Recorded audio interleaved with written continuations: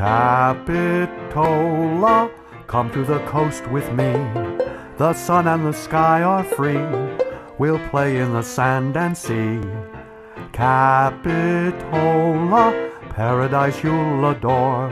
I'll take your hand there on the sand along the shore. I'm Elizabeth Schilling from a project here with the Capitola Museum, and we're doing an oral history on May 1st, 2017. Hello, Robley. Hello. Good to be here with you. Glad to be here with you. So thank you very much for agreeing to this interview about your experiences as a public official and a leader in the community. Maybe we could start with where you were born and the basics about your early childhood. Well, I am a California native. I was born in Santa Monica, but I left California at the age of 4, so I grew up on the East Coast and came back to California when my husband became a graduate student at Stanford. And we came down to Santa Cruz in 1963 when he got a job at Cabrillo teaching English and Shakespeare. And we thought, well, we'll be going back east in 4 or 5 years. And now it's 2017 and we didn't budge. Were your folks involved with public life or academics? No, I was raised by a single mother who was a secretary. And she worked for the World Bank, which was sort of an interesting thing. But she lived in Washington, D.C. And in the early days in Santa Cruz, I was involved with the League of Women Voters. And as a part of that, we interviewed our then Congressman, Burt Talcott, who was a very right-wing guy. And one of the League's position was about franchise the vote for citizens of the District of Columbia. And I remember asking him the specific question about, do you support the vote for the citizens of Washington? And he said, no, those people don't need a vote. And I said, wait a minute, one of those people is my mother, and she does need a vote. Were you living in Washington, D.C. at all during your time back east? Oh yeah, I grew up, my mother worked in Washington, and I was always in boarding school in Maryland and in Delaware, and went to college in Annapolis, Maryland. So tell me about the college years or well, what you studied. I went to St. John's College in Annapolis, which is the so-called Great Book School. And that means you took 4 years of math, science, seminar, read the so-called great books and held seminars on them. And I was always interested, I realize now looking back, in the political discussions, ranging from Plato to Locke to Hume to Hobbes, and ultimately to the founders of the Republic. And that, looking back, I realized I was interested in politics in a kind of abstract way early on. And St. John's, because you spend your time talking and arguing, probably had some effect on getting into politics later. Robley, I feel I skipped over your birth and such. I was born in Santa Monica, which is the city, in the Santa Monica Hospital on March 24th, 1935. So I'm now 82. So you came out here in 63. We came to Stanford in 59, 59. And Fred was appointed at Cabrillo in 63. So we moved here in 63. How about some memories of the family? How old were your kids, and what did you enjoy doing either on your visits from Stanford or when you first came here? Well, when we first came here, it was very sort of odd. We had a hard time finding a place to rent, and we were living in a little shack down behind the parking lot across from the boardwalk. And summer rentals must have taken up the possibilities, and then we were driving around, and one Sunday evening came to La Selva Beach and saw the little store, and in front of it, kids, dogs, bicycles. Went around the corner, there's the clubhouse and the playground, and our kids were 3 and 4, and I was also pregnant with our third child. So this looked like a wonderful place. And the next day we came back, saw a realtor, and he said, well, I don't have anything to rent, but I do have a house for sale if you can wait an hour. So we said, fine. We took the kids to the playground, and we realized later the reason we had to wait for an hour was because they had to turn on the heat to warm the house up. And it turned out that this house was owned by another faculty member at Cabrillo. We moved in 3 days later on a handshake. Wow. We were so ignorant, but we were very lucky. Very meant to be. Yeah. I love living in La Selva Beach. I love the bluff. I love the coast. I love the out of doors. You know, it's a beautiful place. Then you began your family life and your civic life here as your children were being raised. Actually, the first things that I did politically was when we were living in student housing in Stanford. And that was I organized the voter registration drive in South San Mateo County for the Kennedy campaign. Mm-hmm. And I also joined the League of Women Voters, and that was very important to me. I was so impressed with how knowledgeable and committed these women were. I mean, they were terrific role models. That was around the Stanford community. Yes, yes, in Palo Alto. And so that's one of the reasons when we came to Santa Cruz, I saw a little ad in the paper about some women were going to get together to organize a chapter of the League of Women Voters here. So I went to that meeting in someone's house, and I ended up essentially being the lead organizer and the first president. And right. Got a lot of my political education from working in the League, learning about the community, learning about local government, and organizing. What part of the county was that? Well, that was one of the issues. Was the League going to be a city league or was it going to be a county league? Of course, because I lived in the unincorporated area, I wanted it to be a county league, and the League has very strong procedures about how you do these things. And one of the things, you spend a year being a provisional league, and you have to do a Know Your City study. In fact, we did the Know Your City study first, and the next year did the Know Your County study. Basically, when you look at the fact that a majority of people in Santa Cruz County live outside the city boundaries, you know, to pull together a group of women sufficient to make a difference, you had to incorporate the unincorporated area, that linguistically, if not in actuality.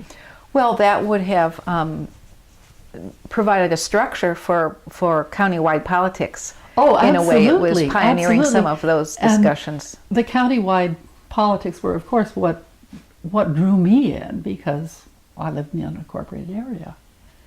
And they were volatile in the 60s and 70s, and there were land use wars, and the newspapers covered local politics in a way that people today would be astonished at. There were almost hour-by-hour accounts of what was going on at the Board of Supervisors, for instance, and at the city council meetings.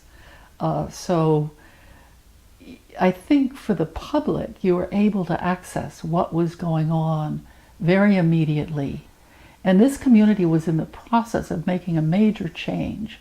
Santa Cruz had been a sleepy provincial town and had, when we came here, just I think 4 years before, had built Cabrillo College, which made an enormous impact on the community. And then the year after we came here, the university opened, and probably the city fathers and county fathers, all fathers at that time, wanted both of those institutions for the economic benefit that they brought. And I don't think they were aware of the social changes that would come as a result of those two institutions growing up here. And so it was an exciting time to be in Santa Cruz County. Right, and then your family was an example of some of the social and cultural changes with bringing all that we here. were outsiders coming in, and in getting to know the community, we were also making changes with many others. In the beginning of the League of Women Voters, can you remember one or two of the first controversies? Because you had the years of study, of getting to know things and getting to know each other. And then you started to step into more moderating roles and educational roles. One of the very big things that the League did was, it has, as I said, strong structures, and this is probably more detail about the League than is necessary. The League requires its chapters to study and take a position before taking any action. And so we had 2 years essentially of study before we began to focus on specific issues.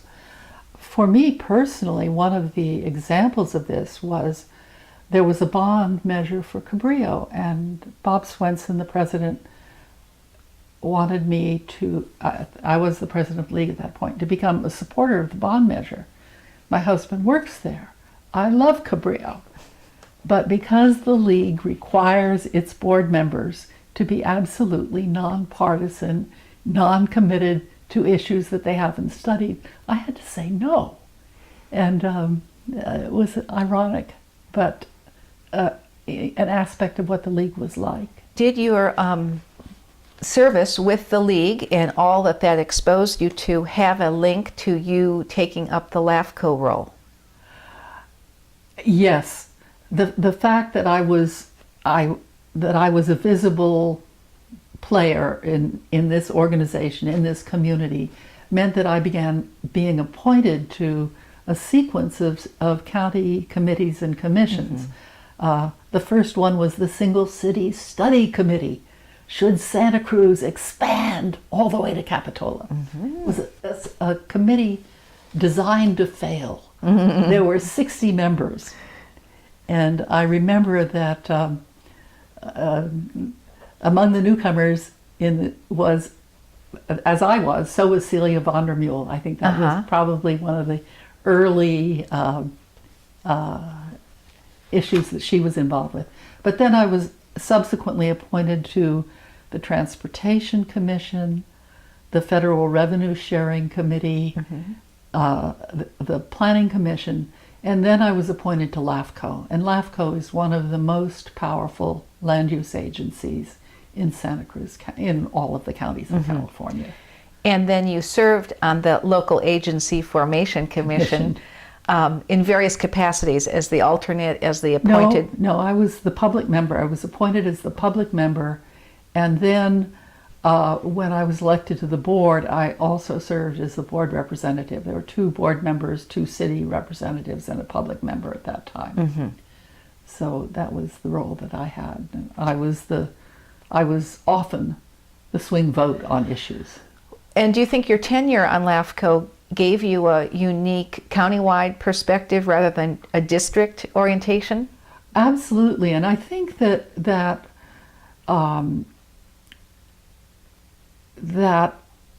LAFCO was, as so many of these committees and commissions were, was an education for me in the issues that are affecting the community. And LAFCO governs the relationships between cities and the county, between special districts, how they can grow, what their boundaries are going to be, what their spheres of influence are.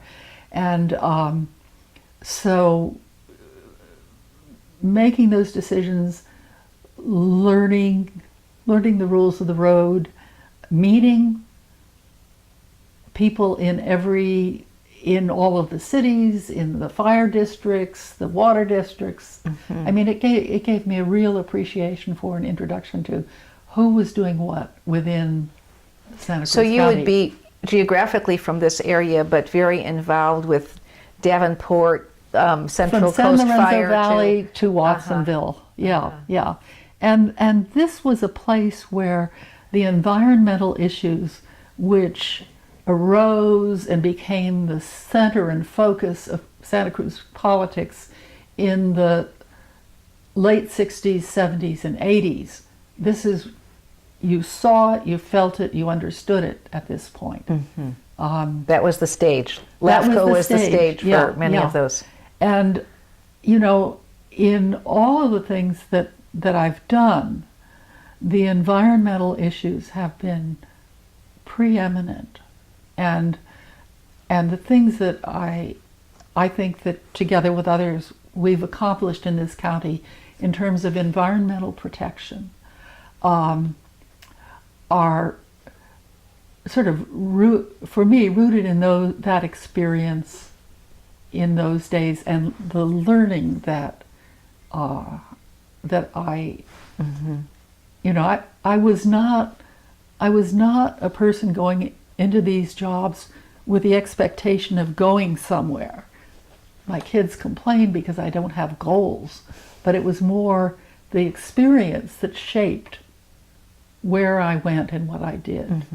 And after in addition to serving on LAFCO, I think LAFCO and the Regional Coastal Commission were the major appointments, major points of learning, major places where that environmental commitment really was formed. And I was appointed to the Regional Coastal Commission I was governor's appointee by Jerry Brown.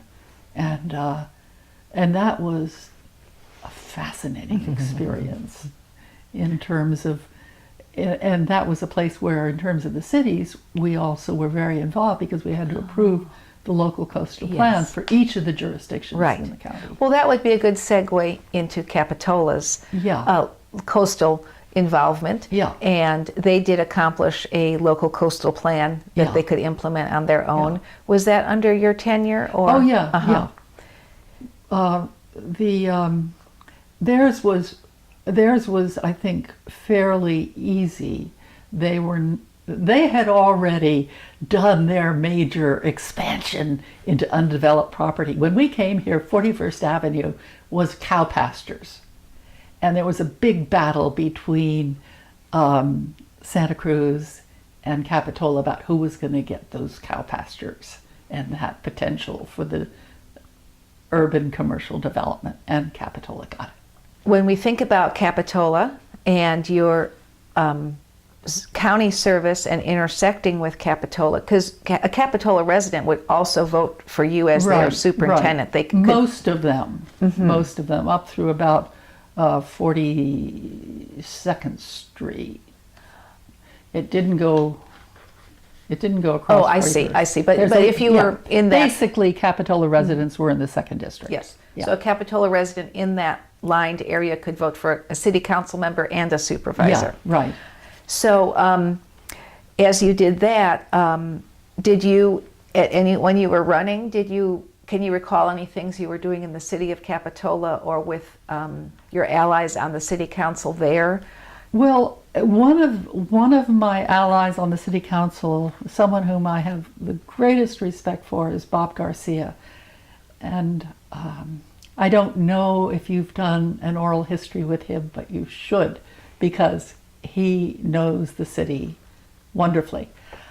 We were on the Regional Coastal Commission together, and the Regional Coastal Commission was really rather extraordinary in terms of land use. The Coastal Act is extraordinary in terms of land use because it doesn't simply set categories like city and county zoning does.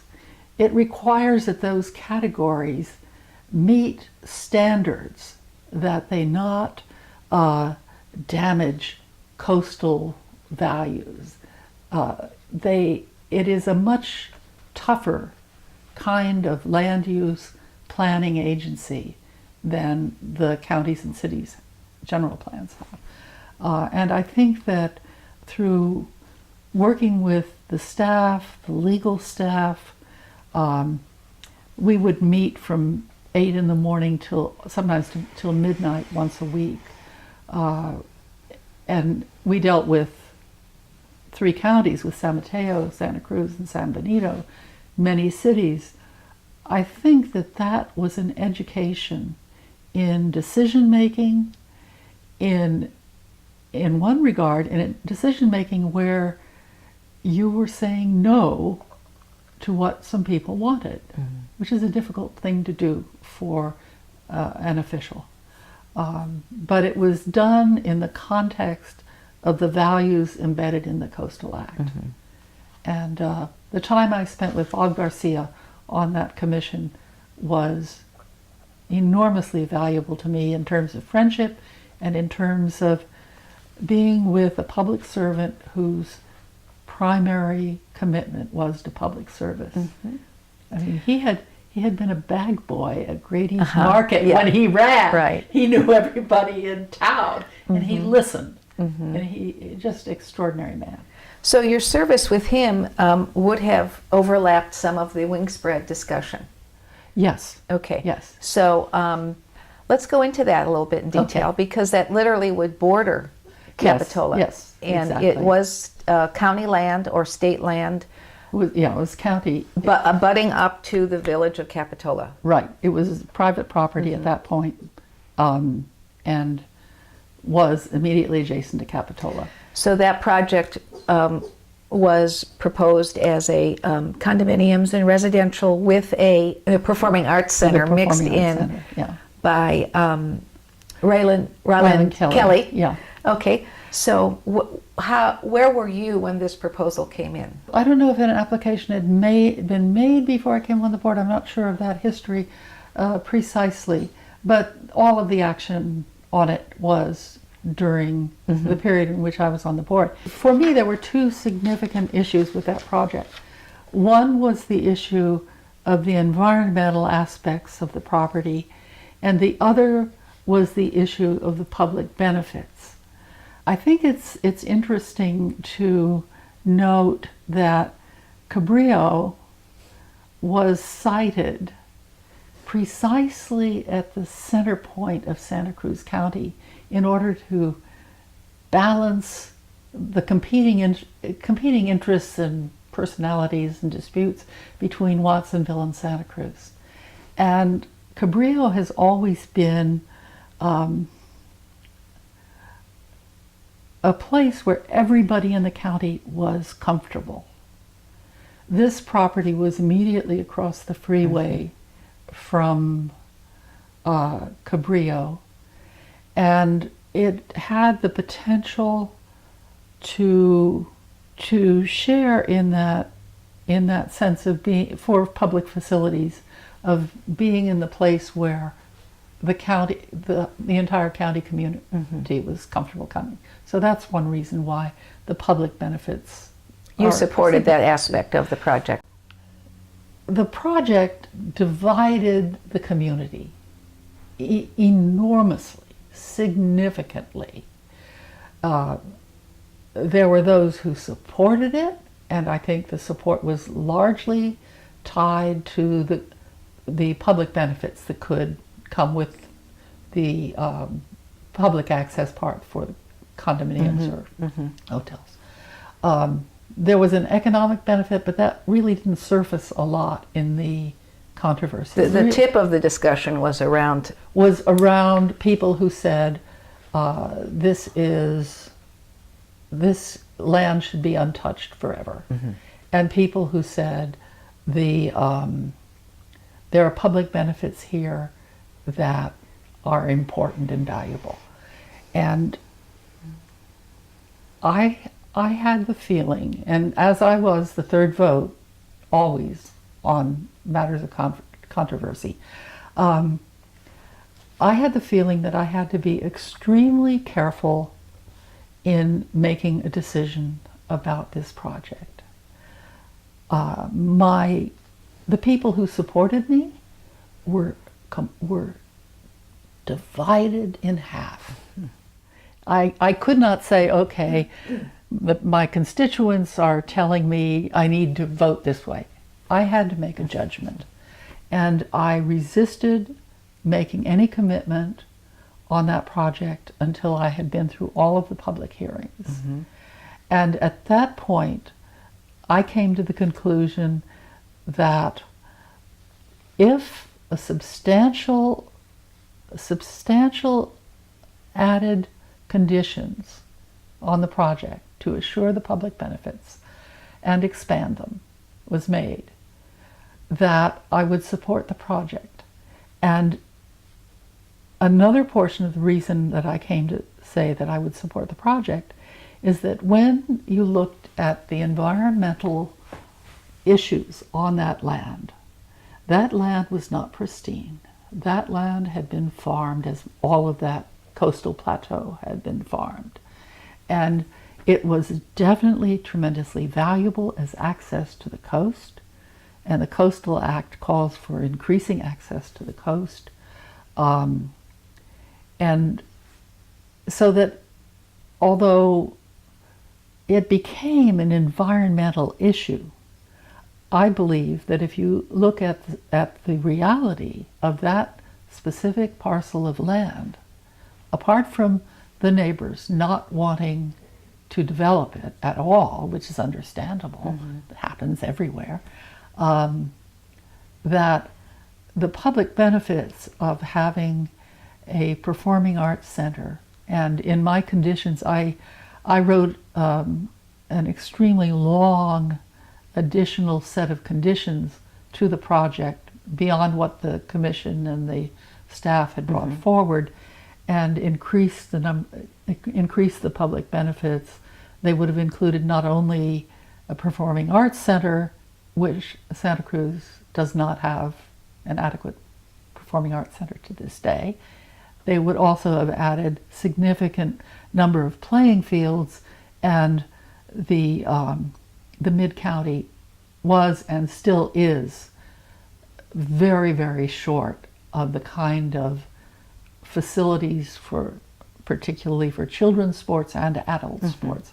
So as you worked for those aspects in the project, and as you intersected with Capitola again, that public sentiment that you noted of a divide, pro and con, would you say that extended into the village of Capitola? Some wanted it. Can you generalize about? I can't generalize. The city took the position that they were opposing the project. I mean, and I think they would have preferred to be the jurisdiction negotiating the future of the project. And the alternative was for the state to purchase it, which ultimately they did. And if you looked at what the state interest was, if it was purchased by the state, my belief at the time was that the major need was for public access to the coast, which would have meant some kind of heavily developed state park project, perhaps camping, whatever. So it didn't seem to me that the state option was necessarily going to protect it for the long term. In fact, nothing has happened on the property to this day. We don't know what will happen in the future. One of the things in terms of my representation of the people of the 2nd District, which I'm very, very proud, is the fact that in the time I served on the board, we went from having one park in my district, Aptos Park, to having 5 parks, 5 neighborhood parks, and a regional park. I do have a passion for public places and spaces. I think they're important for the community, and that was another aspect of wanting to see that property used for the benefit of the people within the community, rather than simply being an undeveloped piece of property. But I just want to say that the Polo Grounds Park, Freedom Lake Park, and Hidden Beach Park, which were built on county land, developed on county land, Corralitos Park, and then two parks, Seascape Park and Willowbrook Park, which were developed with development projects. So I just wanted to, that's something of which I'm very proud, and I I think it ties in a little bit to the discussions in the sense of who I am. What is tremendously meaningful to me is public access to public spaces. The flood of 1982, what kind of stories do you have related to that? Probably not the exact day, but... Well, I have to say that the two major issues in the time that I served on the Board of Supervisors were, on the one hand, the environmental land use battles that gave us the most protective local coastal plan in California, and I think a rich framework for the future as we have maintained our agricultural lands, protected our coasts, and drawn a tight urban service line, which means we are not going to have sprawl in Santa Cruz. The other big piece was natural disasters. You mentioned 1982. We had a federally declared disaster in 1982, 1983, 1985, and 1989. The early ones were mudslides, hillsides sliding down, the Love Creek disaster in '82, where people were killed when the side of a mountain came down, the ocean run-up, and during those '82 storms, the ocean was coming through the houses that were built on the sand in the 2nd District and in Capitola. The entire downtown area of Capitola was flooded with tremendous property damage. The areas along Beach Drive in Rio Del Mar, the ocean was coming through houses. It was knocking out the windows on the ocean side, going all the way through to the other side. In the mountains, I learned in 1982 which roads were going to come out at every subsequent disaster, which bridges were going to be down. I was down through Capitola, but basically the businesses all around the Esplanade were, the water was pouring through them. And I was there, I saw it. My focus was on the issues in the unincorporated area where the trailer park by Aptos High School, the mudslide came down through buildings. Corralitos, Eureka Canyon was out. People were isolated. It was the kind of winter we had this winter and then some, because the consequences were far, far greater. I mean, the Love Creek slide, where people were killed, the people isolated for a week in the rural parts of the county. And when you're in that situation, you are, what as an elected person, what you do is you go there. You go to where the disaster is. And in Capitola, obviously, the city council people were there on the job.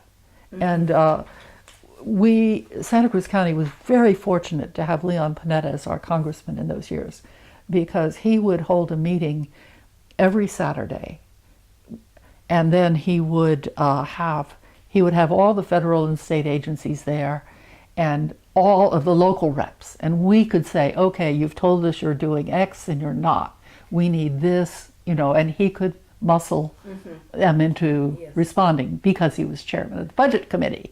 I remember riding a bulldozer in that trailer park over by Aptos High School as they were shoveling the mud away from the mobile homes.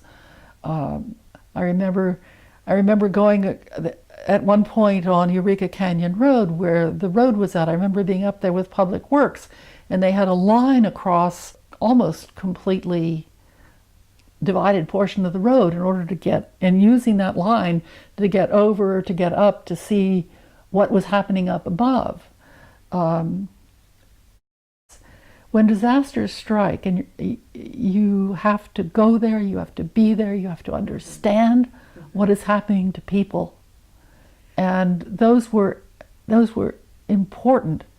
The earthquake, as we all remember, I think, occurred just as the World Series was about to get underway. It was on a Tuesday. It was about 5:05, I believe. And we had just adjourned a board meeting. I was on the 5th floor of the county building. I went into my office and suddenly the building is rocking. The lights are swaying and I'm under my desk. And then as soon as it stops, I'm out and we're checking to make sure everybody is getting out of the board's office, down the stairs. And this was happening. It was the end of the day, and so the building was fairly empty. But the board members and the CAO and a lot of department heads were still there. And we reconvened down in the parking lot to figure out what's going on right now. Personally, at that point, my mother-in-law was in a nursing home in Capitola, and I drove to check on that. They had generators, they were okay. I came home, the house stuff was out all over the floor. You know, I mean, it was a mess. My husband was here, so he was going to take care of that. And then I went out to Corralitos because I knew that was where we were going to have major damage. Robley, switching our focus a bit to the county-wide regional issue of agriculture land. I wanted to get some input about your involvement with the zoning and the general plan aspects of that. Maybe we could take it from the Measure J mandates in terms of what was in Measure J that began more definition around the ag lands. I would say that Measure J and the Coastal Act both set out the standard of the value of protecting agricultural lands.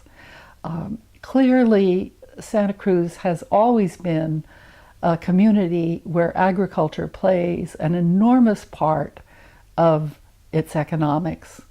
And there was in the 60s and 70s,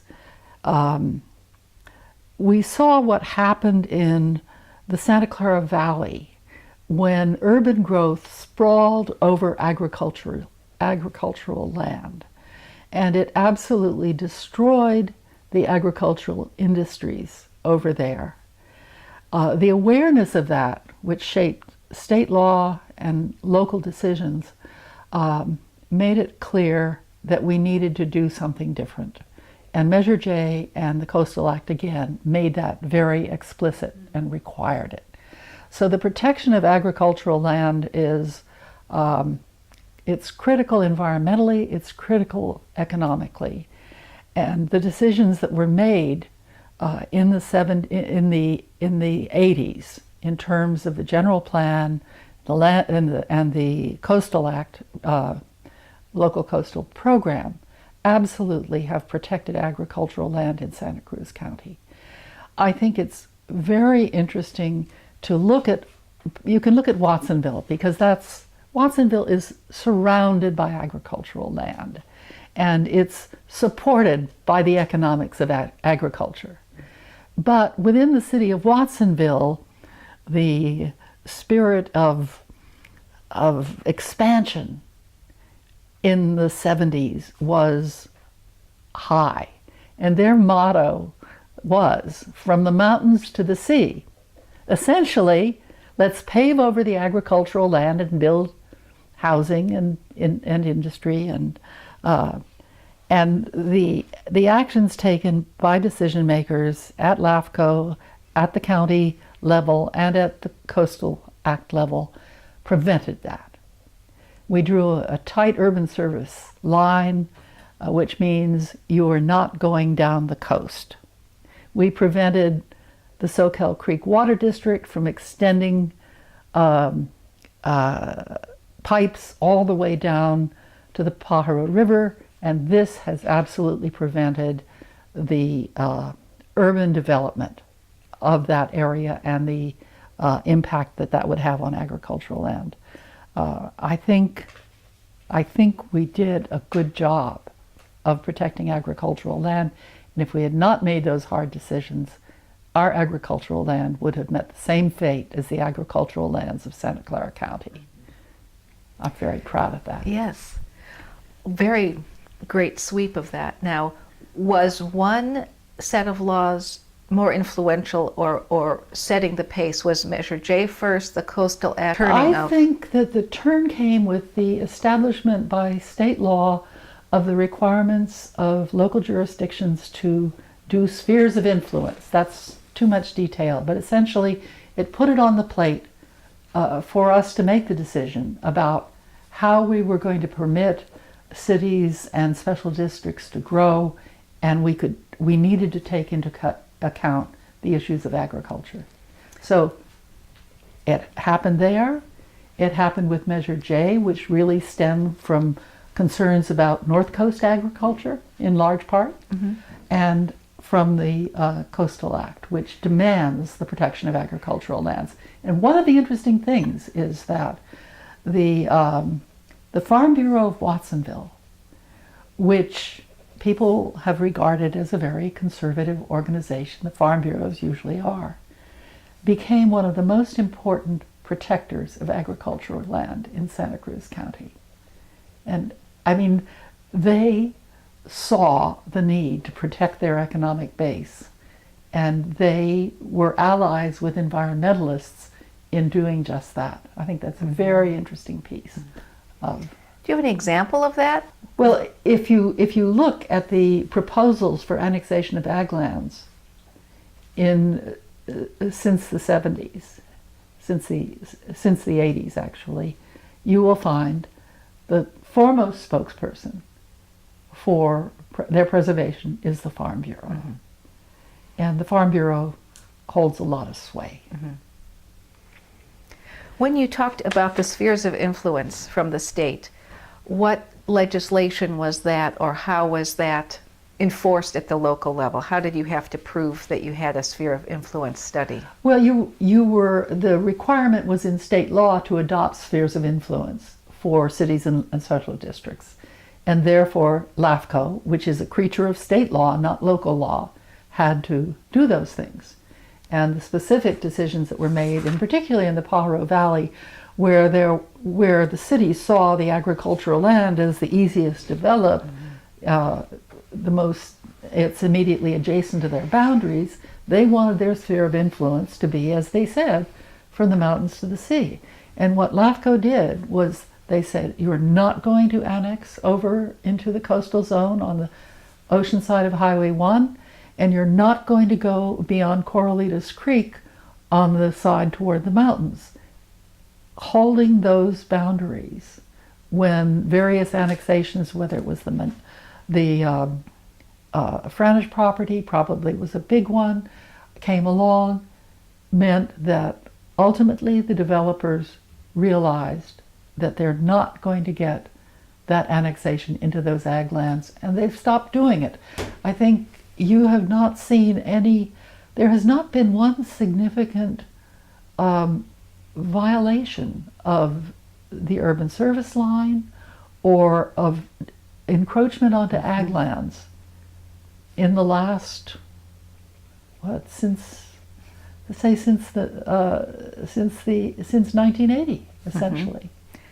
There's also been no lawsuits.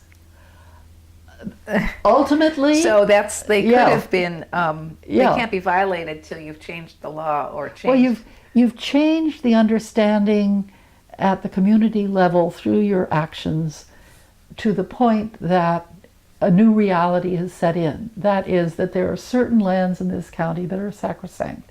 Agricultural lands are one of them. The Franich property was a very significant property, and it seemed to fold many battles that could have taken place on different lands around, but it seemed to be focused and battled out through one application, many of the issues. Would you agree that? Oh, absolutely. I mean, that was a critical one. I mean, it was immediately adjacent to, the agricultural land around Watsonville is the finest in the world. And once you once you pave it, it's gone.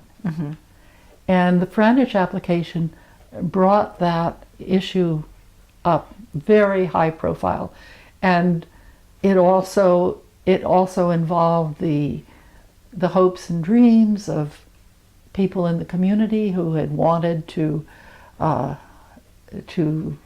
subdivide that property, and it was not going to happen in the county, and so they had to go into the city if they were going to do that, and they were stopped. Because the city was not allowed to annex it. Exactly, exactly. And that was a LAFCO decision, yeah. So probably many other property owners were watching how Franich would play out. Absolutely. And I mean, and the Franich name was a big name in the community. It was local. It had a lot of, I mean, the city itself was absolutely in support. And so that decision was a landmark. It was the end of a certain kind of view of the Pajaro Valley. Playing off of that, what about other Measure J and growth control matters? Was it all just summed up by boundaries for these spheres, or were there more ag issues around? No, there are other mechanisms. I mean, Measure J called for a bunch of important things: protection of ag land, protection of environmental issues, a distinction between the urban and the rural area, and so the county was under the mandate of Measure J, adopted by the people and to establish growth rates, to do these things. And for my part, I think one of the really most important ones, and this again goes to the issues of environmental protection and actually of beneficial urban economics, was the adoption of a tight urban services line. And that's a very particular action that has, as I said a little earlier, prevented sprawl in Santa Cruz County. We are not going to become San Jose. And it, as with the Franich annexation, kind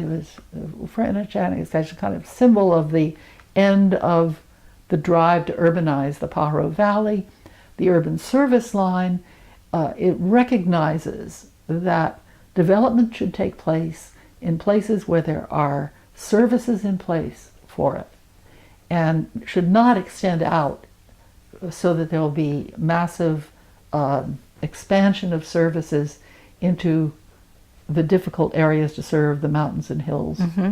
And the urban service line has held, and that is a really significant matter. While it is not directly the agriculture land, that urban service line also dictates the urban and suburban development of our county. Right. And you're hearkening back to the 80s for some of this, but the legacy of these growth control matters went on, and they hold today. They hold today. And how do you see them affecting the urban core development? Any generalization there? Well, obviously, the urban core development is compact and it is limited. I think that when I think about Santa Cruz County in larger terms than our local passions, I think about it as a place that is like the lungs for the larger Bay Area. What we offer is not massive housing. What we offer is all of the recreational opportunities that are here, the natural delights which the people of the Bay Area come and enjoy. And this is the basis of our economy, together with agriculture. It's tourism. So I think that as we maintain the distinction between the urban and the rural, we are really bolstering the basis of our economy. When you were going through these decisions, it was at a time when many land use precedents were being set, Right. with the CEQA, lawsuits nationally and statewide and so on. Absolutely. Do you have any recollections of being influenced by that era? The whole structure of the land use planning and development takes place within the context of those laws, and they are the structure and the enforcement around the actions that you want to take to shape your community. So absolutely, I mean, and I think that serving on the Regional Coastal Commission was where I really began to understand the nexus between those laws. You had said earlier that you felt the Santa Cruz coast and ag lands were the most protected in the state. I believe that. I think that ours was the most environmentally protective local coastal plan. And that may just be my feeling about it. I certainly know from sitting on the local coastal commission that our protections are stronger than those in adjoining counties. This is a small county. People are vocal.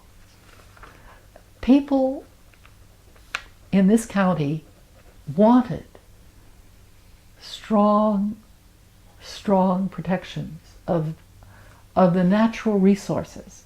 For example, which I was involved with as well, was the expansion of the Monterey Bay Marine Sanctuary.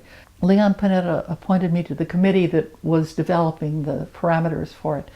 And when we started out, the notion was really, you know, this is the marine sanctuary sort of bounded by the bay.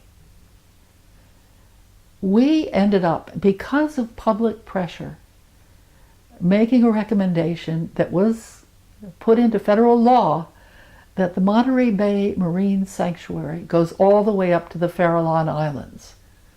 That was gutsy, and it worked. And Leon, of course, deserves enormous credit for shepherding it through. But it developed out of public hearings throughout the Central Coast. And that aspect of claiming the sanctuary into the ocean, Yeah.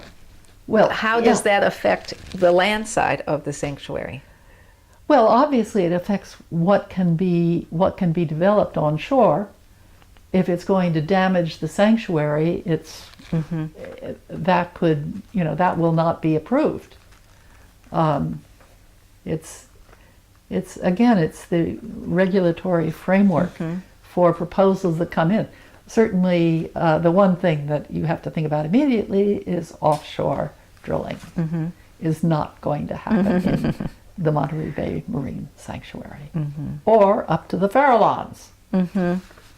The other aspect that was influencing many decisions were the lawsuits that were swirling around many idiosyncrasies within these EIRs and land use decisions. So can you speak specifically of any of those, or perhaps generally their effect? Of course, go ahead, what are you thinking of? I've got a quirky one to tell you. This one goes to a violation of the Coastal Act. And down off San Andreas Road, there was a project, and I'm trying to think of the name, the Viviano project.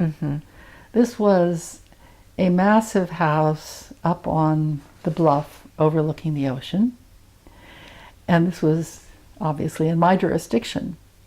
It was under construction. It had gotten a coastal permit and a local permit. Someone who was working on the project provided me with the information that they were building a different structure than the permitted one. They had expanded the size of it. It led to the largest fine at the time of any that the Coastal Commission had imposed on this dwelling. It might have gone to the Supreme Court, but the board decided to, against my vote, and I think against Gary's too, to negotiate The settlement. Okay. Yeah. So you said, hey, I don't want to settle. No, You wanted to and I think at that point we would have won. Another lawsuit that was very important to me. Seascape development was a matter of deep issue in the late 70s. And there was this was a time when all the issues around land use things were rising. And we had a supervisor in this district named Marilyn Liddicoat, she was quite a star. She was very, very conservative. She was the developer's advocate. And there was a recall that was entered against her. She was within about 6 months of having to decide to run for re-election. And so I really felt, wait a minute, she needs to finish out her term, and then it should be an election for a new supervisor. And she was also caused the board to be in very bad, the board was an article of scorn and drama from week to week, and much of that was because of the kind of role Marilyn played.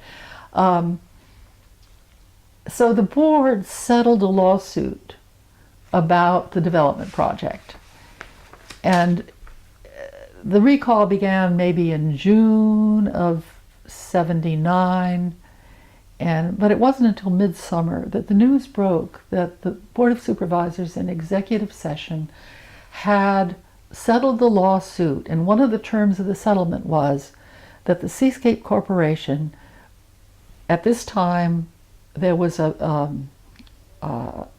control on the number of permits issued per year, that they would have the right over anybody else in the county to get permits that they put in for.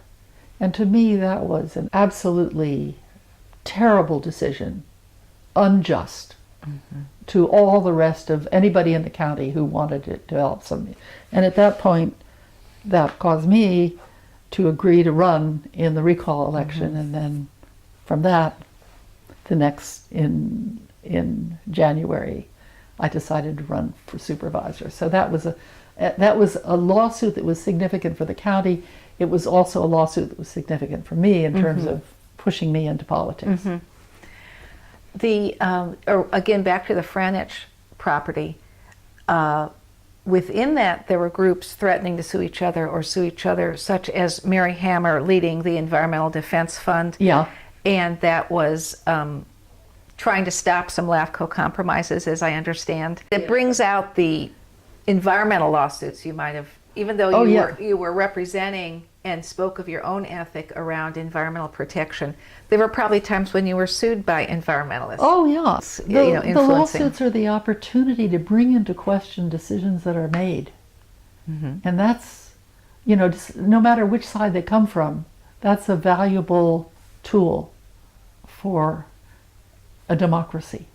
And in establishing maybe why it sticks today, some of these decisions. Oh, yeah. Here's what I would like to say. Politics at the local level are accessible. They're particularly accessible in a small community like Santa Cruz, where the notion that you can affect what's happening in your community is very immediate and real, and that you can become involved, that you can affect the decisions that are made. And I think that Santa Cruz, with its volatile political folk, is a really good example of how to try to take charge of things that sometimes feel like things that are flowing down and that you can't affect. But you can make change with politics, as we did do in Santa Cruz County. Yes. Thank you so much for your time, and thank you for your legacy of being involved in all those ways that you were. Thank you. I enjoyed it.